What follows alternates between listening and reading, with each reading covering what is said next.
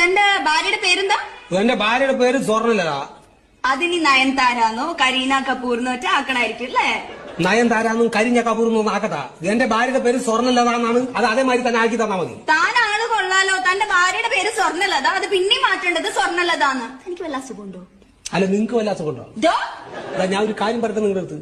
ഇവിടെ ഈ സർട്ടിഫിക്കറ്റ് എനിക്ക് തരുമ്പോ തന്നെ എന്റെ ഭാര്യയുടെ പേര് തെറ്റി എഴുതിയിട്ടാണ് തന്നിരിക്കുന്നത്. അത് നിങ്ങൾ ശരിയാക്കിയിട്ട് സ്വർണ്ണലതാന്നാക്കി തരും. അങ്ങനെ അപ്പൊ അങ്ങനെ പറയണ്ടേ, അല്ലാതെ ഇവിടെ വന്നിട്ട് ഭാര്യനെ മാറ്റണം എന്നൊക്കെ പറഞ്ഞ ഞാൻ എന്താ വിചാരിക്കുക? പറഞ്ഞു കേൾക്കാൻ നിങ്ങൾക്ക് സമയമില്ലോ. സർട്ടിഫിക്കറ്റ്. ഓ അത് ശരി. അപ്പോ ഈ പൂജ എന്നുള്ള സ്ഥാനത്ത് സ്വർണ്ണലതാന്നാക്കണം. അതെ. പൂജ നല്ല പേരല്ലേ? ഇത് ആരുടെ ഭാര്യ? എന്റെ ഭാര്യയല്ല.